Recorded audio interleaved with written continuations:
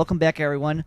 Hope you're hungry, because I have a tasty treat for you today. We're going to be taking a look at Burgertime. Burgertime for the NES. This game is one of my favorite arcade games. It was released in the early 80s, 1982, I believe, to be exact. And basically, if you haven't even seen this game before, which I'm sure you've come across it at some point or another, you're a chef and you go around building burgers and and collecting points and killing the condiments that chase after you and stuff like that. It's a really silly game, but it's addicting, like most silly games are, really. At some point, to some extent, they're silly. This is, I don't like to really name. I don't like to categorize my reviews, but I guess technically this is my third well-known arcade game review.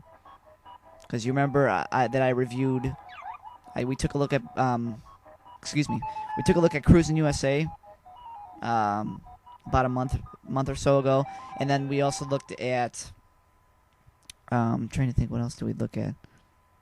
I don't know, it's just not coming to mind. You'll find it. But anyway, yeah, this is another classical arcade game review, and this game's been ported to several different platforms.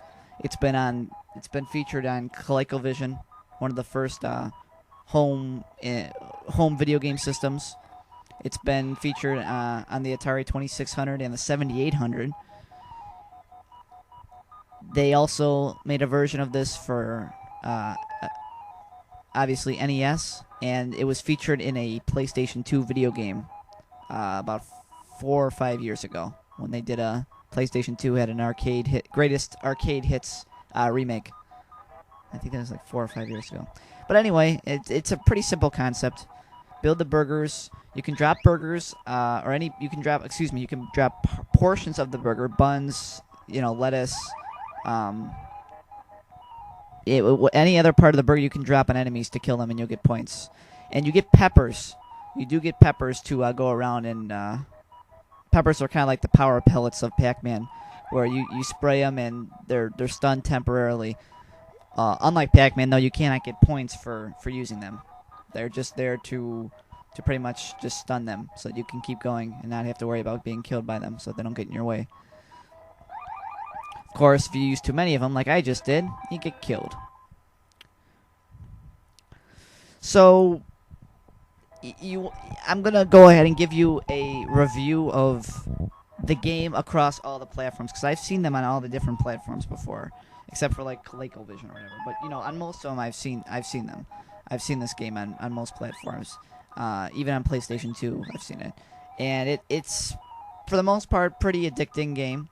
The graphics obviously are better on the arcade version, or the version I grew up with, as opposed to this version. But the gameplay is pretty similar across all the different platforms.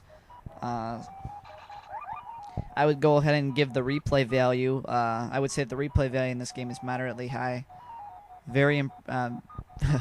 Really a very addicting and impressive concept here. How you can go around making burgers and turn it into a game. Sounds silly, but it really is a good concept. Good video game money-making concept, really. Celebrating it, it's past level 1. Booyah. So, my official review of Burgertime the game is going to be 3.5 out of 5 stars. Very pleased with it. It's like I say, it's a childhood favorite of mine. Not just because I've grown up on it, but the more I played over the years, the more I really enjoy it. Certainly, it is certainly not as good as Pac-Man or Galaga or any of those other classic arcade games, but it's still fun to play. And you're gonna get there's a good replay value on it. You're gonna keep playing this game, definitely. So 3.5 out of 5. That's my official review. Hope to hear more of your feedback on these reviews so that you can assist me in the near future. I'm gonna be doing more arcade games as we keep going in my review series here. Catch you guys later. Thanks for tuning in again, guys. Bye bye.